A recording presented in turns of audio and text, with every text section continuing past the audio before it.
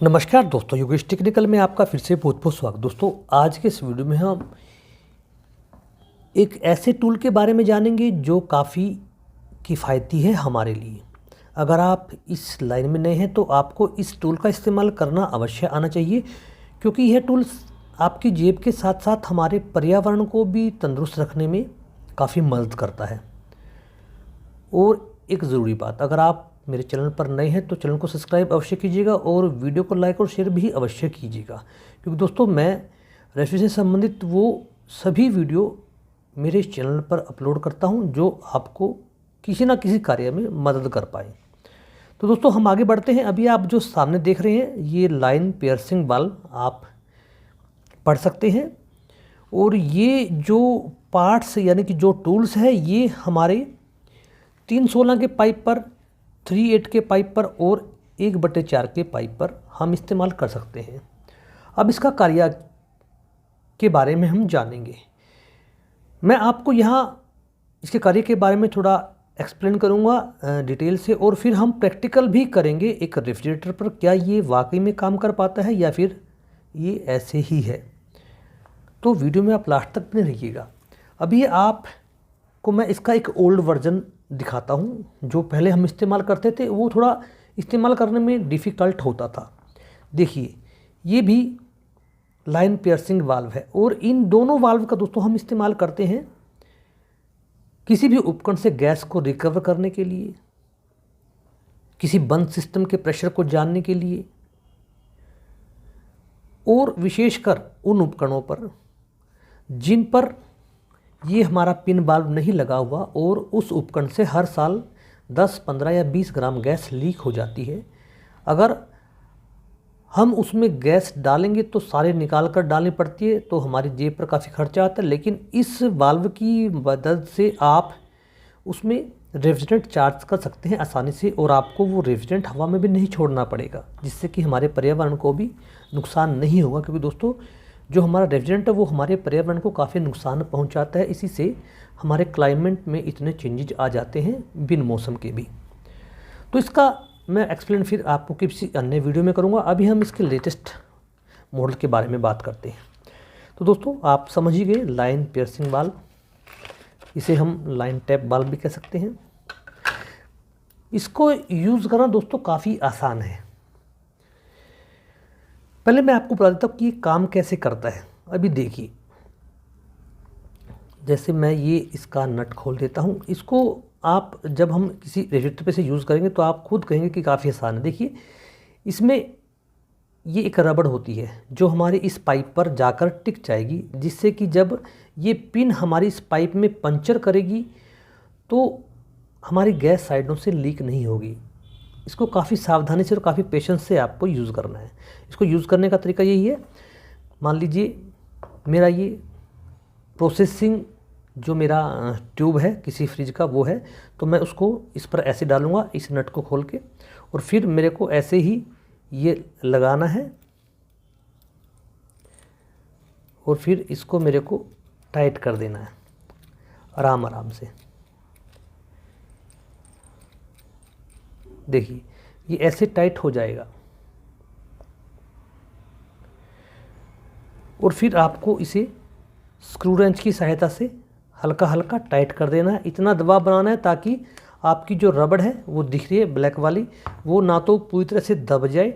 अगर पूरी तरह से दब जाएगी तो भी साइडों से गैस निकलने की संभावना हो जाती है। इतना प्रेशर डालिए कि वो आराम से एक सील्ड बना ले उस पाइप के चारों तरफ। उसके बाद फिर हमें इसे 3 या 4 बार घुमाना है,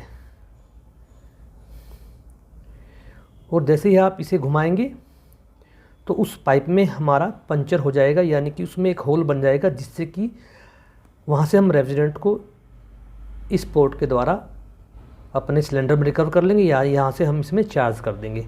उसके बाद फिर पंच करने के बाद आपको इसे खोलना है दोस्तों ऐसे आराम से, तभी गैस आगे बढ़ पाएगी। ये सारी हम प्रैक्टिकल करके देखेंगे एक फ्रिज पर, तो आप वीडियो में लास्ट तक में रहिएगा। देखिए दोस्तों ऐसे इसमें ये पंचर हो जाता है और यहीं से हमारा रेफ्रिजरेंट बाहर की तरफ निकलता है। तो ये था दोस्तों वो इको फ्रेंडली टूल। अब आप चलिए मेरे साथ, हम इसको एक लाइव रेफ्रिजरेटर पर टेस्ट करेंगे। तो दोस्तों हम पहुंच चुके हैं हमारी प्रैक्टिकल साइट पर। आज हम एक डबल डोर रेफ्रिजरेटर के अंदर रेफ्रिजरेंट को चार्ज करेंगे हमारे इस लाइन पियर्सिंग वाल्व के द्वारा। वैसे इस विषय पर मैं कई वीडियो बना चुका हूं, जिसमें हमने एक विंडो एयर कंडीशनर में भी रेफ्रिजरेंट को चार्ज किया था इसी मेथड से, और गैस की रिकवरी भी की थी पियर्सिंग प्लायर के द्वारा। वो पियर्सिंग प्लायर होता है और ये लाइन पियर्सिंग वाल्व है। आपको काफ़ी पेशेंस और सावधानी से ये सभी कार्य करने होते हैं। सबसे पहले हम इंस्टॉल करेंगे इसे हमारी प्रोसेसिंग पाइप पर, जहाँ से हम रेफ्रिजरेंट को चार्ज करते हैं। आप देख लीजिए कि पाइप कितनी बड़ी है, और उसके लास्ट वाले सिरे पर भी आप इसे इंस्टॉल करें, ताकि अगर हमें इसे पंच करने की ज़रूरत पड़े तो हम आसानी से पंच कर पाएँ, उसके लिए जगह बच जाए।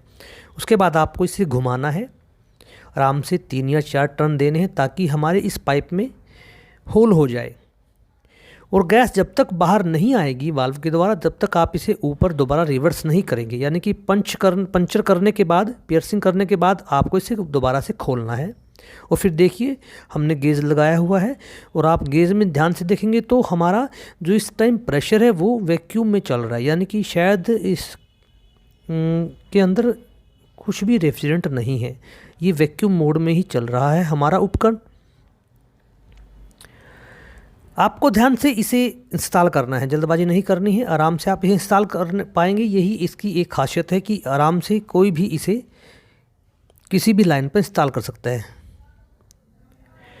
आप इसे डिस्चार्ज लाइन पर भी इंस्टॉल कर सकते हैं। इसको लगा छोड़ दीजिए, जब तक ये चलता है इसे चलने दीजिए। अब हम धीरे धीरे रेफ्रिजरेंट को छोड़ रहे हैं, और रेफ्रिजरेंट भी धीरे धीरे ही जाएगा, क्योंकि होल काफ़ी बारीक होता है। इसलिए आपको पेशेंस का इस्तेमाल करना है, जल्दबाजी नहीं करनी है। धीरे धीरे ही इसमें जो हमारी गैस है वो रिफ़िल होगी, यानी रिचार्ज होगी।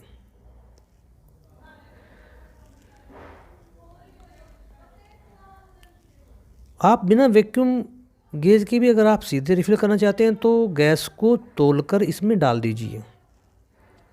अगर आपको कन्फर्म हो कि इसके अंदर कितनी गैस की मात्रा है या नहीं है। पाइपें गर्म होना शुरू हो चुकी हैं,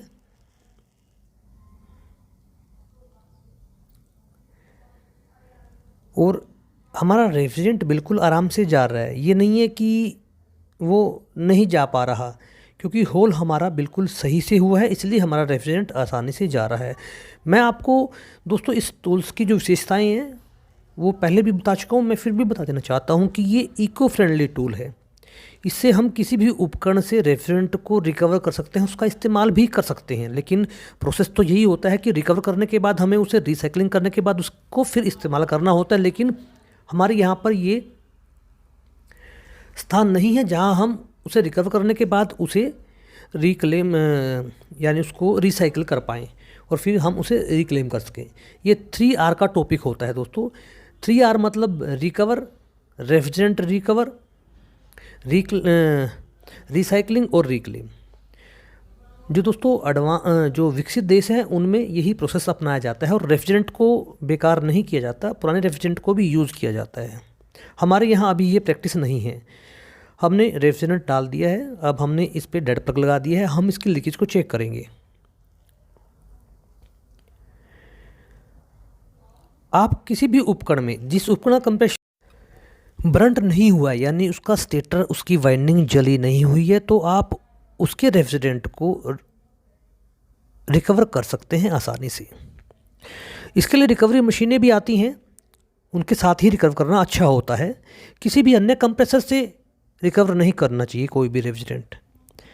हाँ, अगर उपकरण में लीकेज है तो वो रेफ्रिजरेंट फिर आपको रिकवर नहीं करना चाहिए। कंप्रेसर जला हुआ है तो भी रिकवर नहीं करना चाहिए। हाँ, कोई अन्य प्रॉब्लम हो जाती है, कई बार प्रेशर डाउन हो गया मान लीजिए, या कुछ अन्य प्रॉब्लम हो जाती है, वाल्व चेंज करना है, तो उस अवस्था में हम रिकवर कर सकते हैं आसानी से और दोबारा से उसे रीयूज़ भी कर सकते हैं।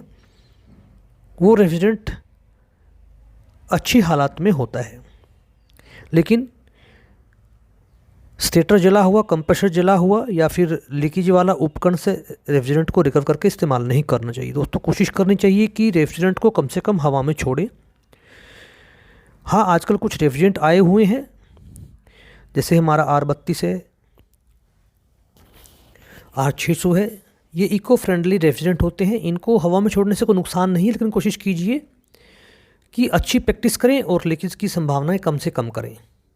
तो दोस्तों इस टूल्स का इस्तेमाल करके आप अपने जेब को भी आराम दे सकते हैं और हमारे पर्यावरण को भी नुकसान होने से बचा सकते हैं। वीडियो को लाइक और शेयर अवश्य कीजिएगा, चैनल को भी सब्सक्राइब अवश्य कीजिएगा और आप मेरे को फेसबुक, ट्विटर और इंस्टाग्राम पर भी फॉलो कीजिए। धन्यवाद दोस्तों।